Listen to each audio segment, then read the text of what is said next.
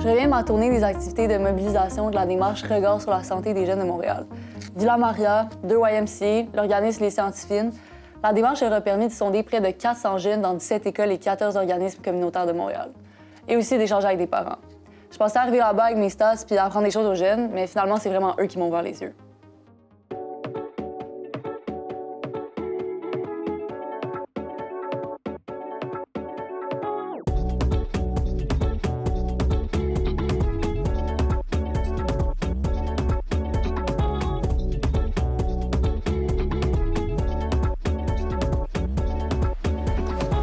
Premier constat, les jeunes sont lucides et connaissent vraiment bien leurs défis. Ils m'ont beaucoup parlé de conso puis connaissent les effets du vapotage, mais quand j'ai parlé du 11 % des jeunes qui vapent, ils ont trouvé ça drôle. Pour eux, ce pourcentage-là, c'est vraiment moins que ce qu'ils voient dans leur entourage. Ils m'ont expliqué le système. Ils commandent leur vape sur Instagram ou Snapchat, l'accès est aussi facile que ça.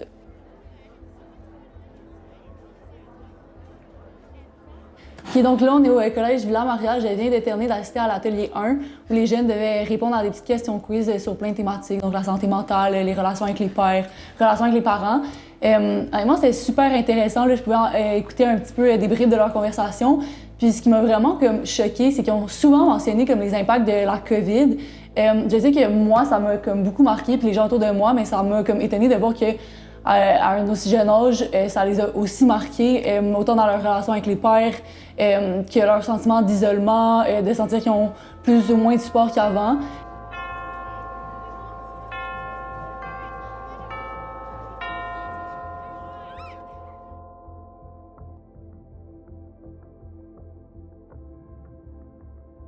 Ils m'ont aussi parlé des liens entre la conso et la santé mentale. Leur conso est parfois lié à la pression qu'ils vivent, utilisée pour réduire le stress.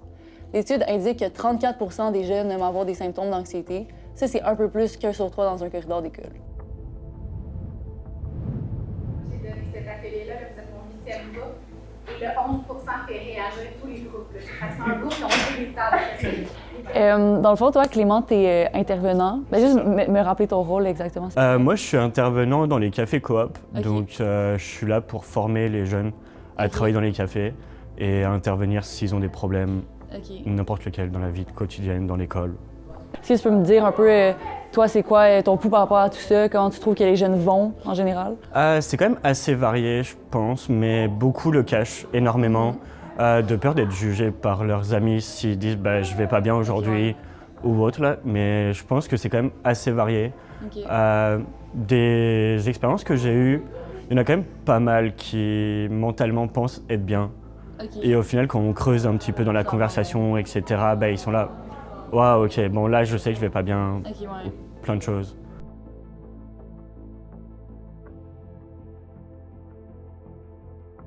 Puis est-ce que toi, mettons, tu as des recommandations par rapport, qui pourraient aider la santé mentale des jeunes en général par rapport à ce que tu as vu?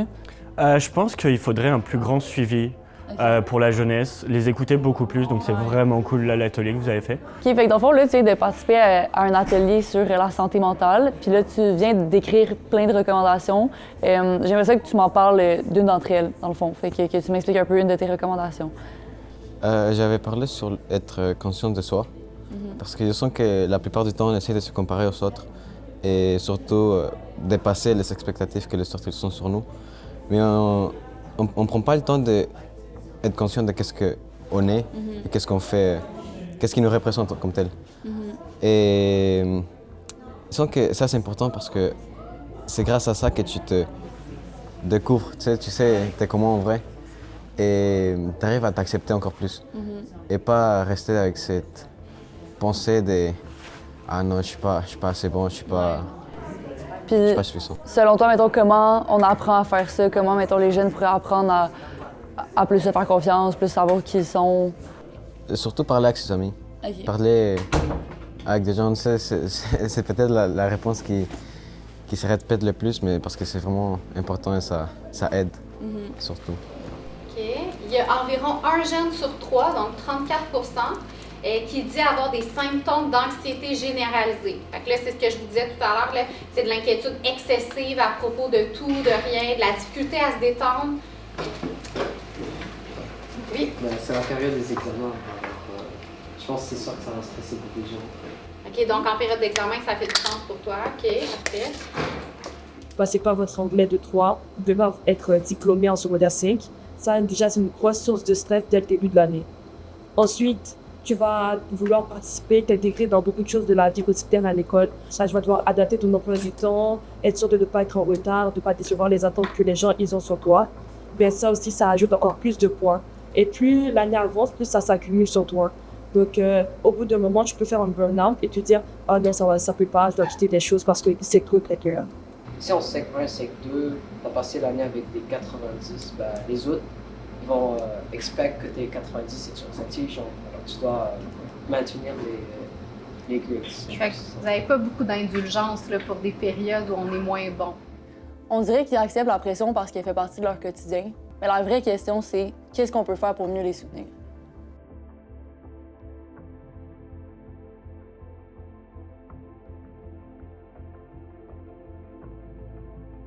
Les parents pensent souvent au temps d'écran, c'est normal, c'est ça qu'ils voient.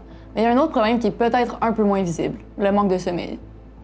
Regardez l'évolution. En 2016, c'était déjà un enjeu, mais aujourd'hui, 58 % des jeunes de Montréal ne dorment pas assez la semaine. Plus de la moitié des élèves manquent de sommeil. C'est le pire score qu'on n'a jamais vu. Pourquoi ils dorment pas? C'est pas juste la faute de TikTok. Les jeunes m'ont beaucoup parlé de surcharge puis de l'école qui commence trop tôt.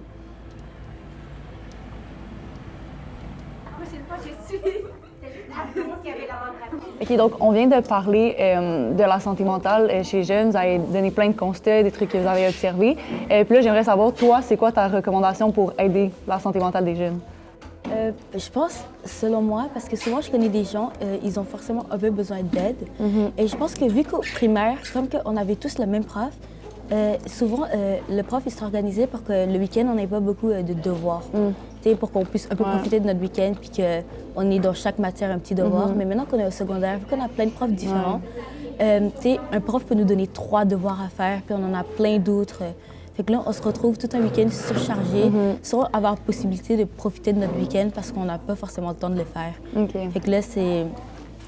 vu que les profs, ils disent que souvent... quand, par exemple, j'ai un exemple, dans un groupe que je connais cette année, le prof m'a donné un devoir puis 2 examens dans la même semaine, alors que c'était la semaine prochaine. Puis là, un élève s'est levé et lui a dit « Mais monsieur, c'est un peu beaucoup parce qu'on a déjà plein d'examens ce jour-là. Puis le prof lui a dit « À mon avis, vu que vous êtes plus au primaire, vous êtes de grandes personnes, genre vous pouvez le faire tout seul. Je vais pas m'arranger pour que vous ayez moins de travail alors que vous êtes au secondaire. Vous êtes de grandes personnes. » Fait que là, ça a un peu rabaissé le groupe. Puis on s'est senti un peu comme plus la génération un peu nulle, vu qu'on est souvent sous-estimé par les adultes.